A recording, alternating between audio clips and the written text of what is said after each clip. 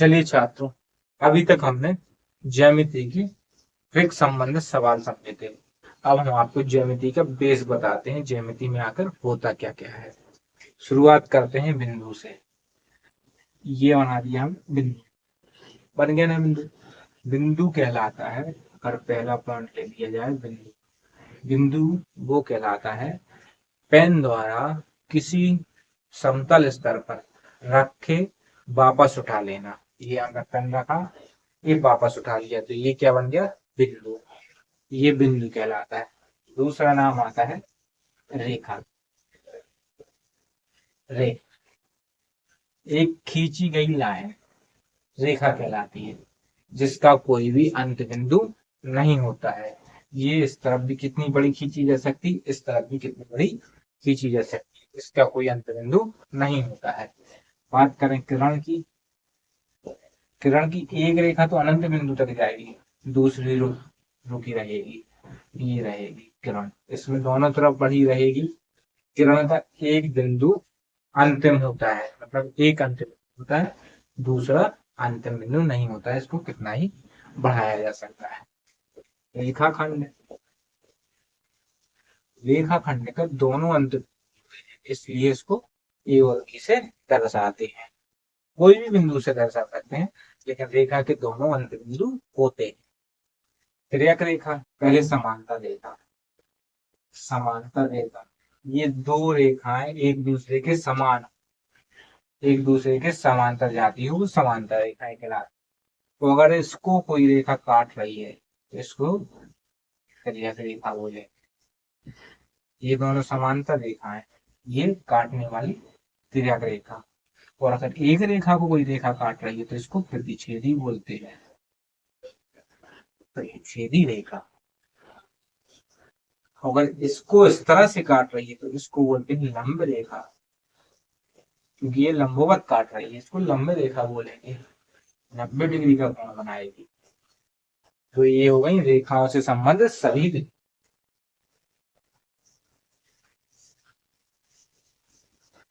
अब आते हैं कोण। कोण, न्यून कोण, समकोण, अधिक कोण, सरल कोण, इसको ही ऋजु बोलते हैं। प्रतिवर्ती, पूर्ववर्ती।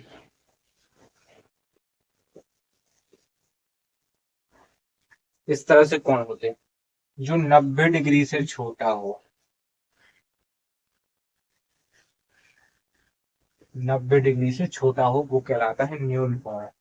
इस तरह से बनेगा ये। मान लीजिए 60 डिग्री का, ये न्यून कोण होगा। जो 90 डिग्री का हो, ये पूरा पूरा 90 डिग्री का। जो 90 डिग्री का हो वो समकोण कहलाता है। जो 90 डिग्री से बड़ा हो, 90 डिग्री से जो बड़ा हो कोण, वो अधिक कोण कहलाता है। मान लीजिए ये 125 डिग्री का, इस तरह से अधिक। सरल कोण 180 डिग्री का कोण होता है, उस सरल कोण कहलाता है। प्रतिवर्ती कोण, जैसे ये चित्र बनाया, ये इस तरह से कोण बन गया, अगर 180 से नीचे तक चला गया, ये 210 डिग्री का हो गया, ये प्रतिवर्ती कोण कहलाएगा। और इसका ये पूर्ववर्ती कोण कहलाएगा। 360 में से प्रतिवर्ती को घटा देंगे तो पूर्ववर्ती कोण निकल आएगा। इस तरह से ये कोण होते हैं। यदि दो कोणों का योग 90 डिग्री आए, दो कोणों का योग 90 डिग्री आए, इसको बोलते हैं पूरक। और यदि दो कोणों का योग 180 डिग्री आए, इसको बोलते हैं समपूरक। समपूरक कोण। इस तरह से आपको कोण डिफाइन हुए।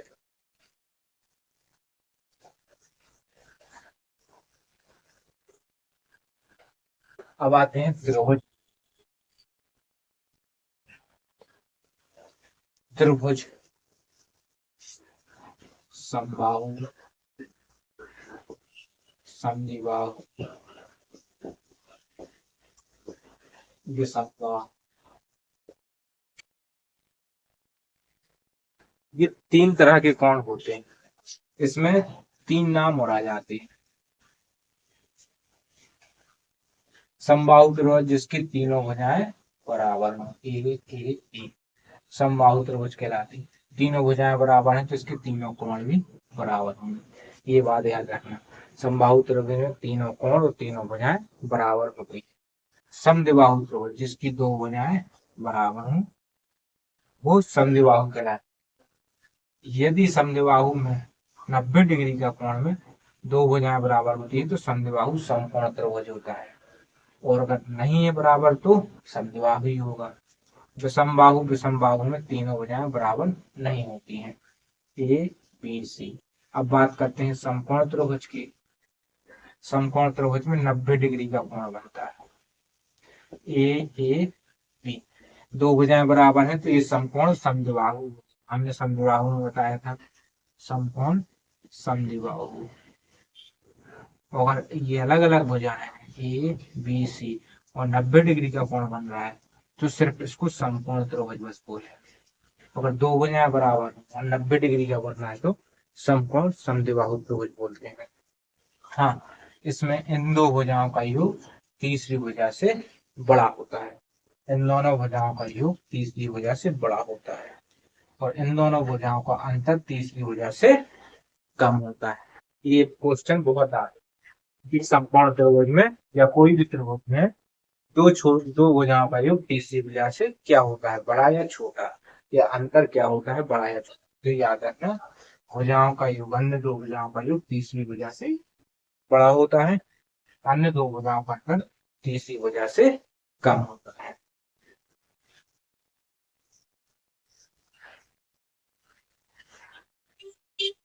अब आते हैं चतुर्भुज।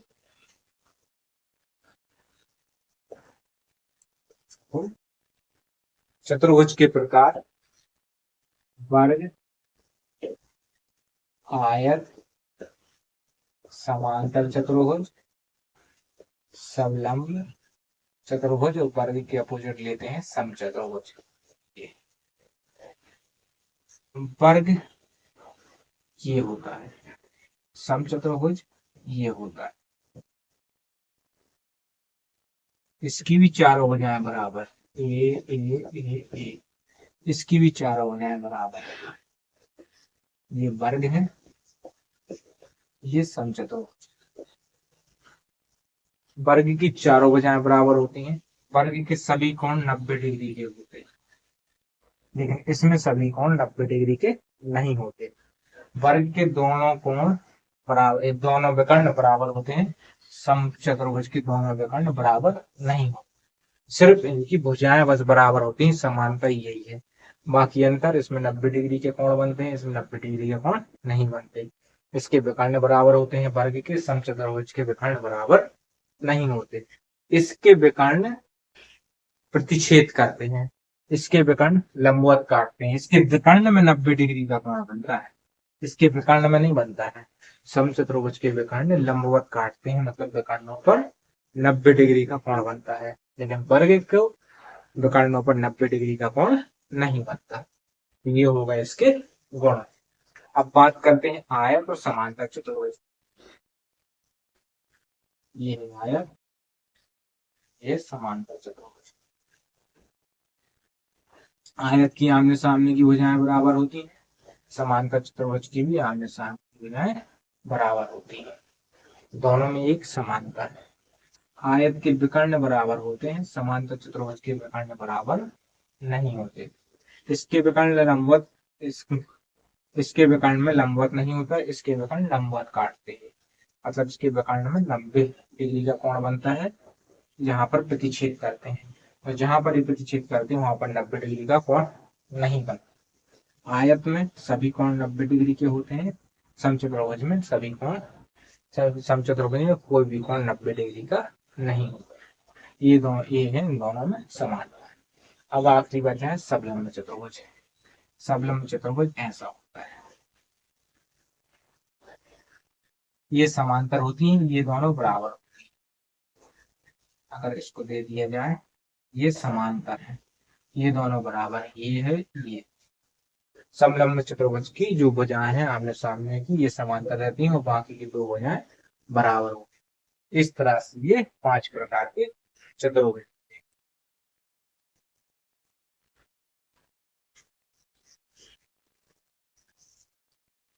अब सर्वांग समता, यदि दो त्रिभुज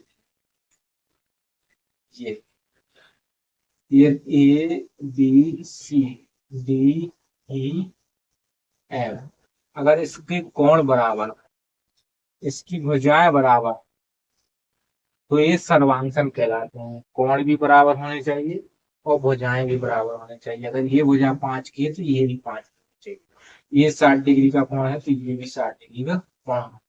अगर ये 60 का है तो ये 60 का होना चाहिए। मतलब हाँ, जो कोण इसका बराबर हो वही कोण इसका बराबर होनी चाहिए। जो कोण जो भुजा इसकी बराबर हो वही इसकी भुजा बराबर हो, तो वो सर्वांग कहलाते हैं। ABC सर्वांग का ये चिन्ह होता है।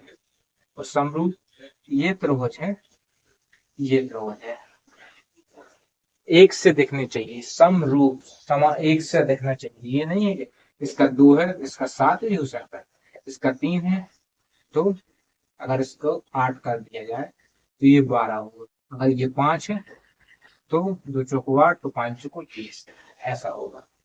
एक से दिखने चाहिए। भुजाएं कितनी ही बड़ी हों उससे कोई मतलब नहीं है, दोनों त्रिभुज एक से दिखने चाहिए, वो कहलाते हैं समरूप। अगर इसको हम ABC DE F दे दें, ABC समरूप का चिन्ह ये होता है, DEF। इस तरह से समरूप दर्शाए जाते हैं। तो ये हो गया ज्यामिति का वेग। हाँ, इसमें वृत्त और ले लेते हैं।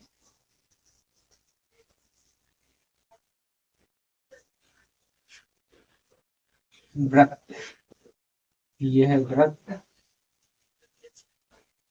वृत्त का ये जो बिंदु जहां से प्रकार की नोक ढली जाती है वो कहलाता है केंद्र। और जो पेंसिल की नोक से जो गोल आकार बनता है इसको बोलते हैं परिधि। ये परिधि है। और ये जो खाली एरिया कहलाता है ये कहलाता है इसका क्षेत्रफल। ये कहलाता है इसका क्षेत्रफल। और वृत्त के केंद्र से परिधि तक जाने वाली रेखा क्या कहलाती है? त्रिज्या। और दूसरे छोर से दूसरे छोर तक जाएगी और केंद्र से होकर जाएगी, ये कहलाएगी पूरी व्यास।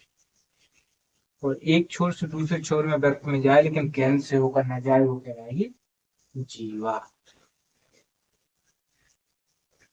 और वृत्त में केंद्र से एक भाग काटा जाए, ये त्रिभुज की तरह कट रहा है, इसलिए अगर इसको हम ABC दिया जाए तो ये ABC क्या कहलाएगा? त्रिज्या खंड। इसको लघु वृत्त बोलेंगे, इसको दीर्घ वृत्त बोलेंगे, और ये जो भाग कटेगा इसको बोलेंगे हम त्रिज्या खंड।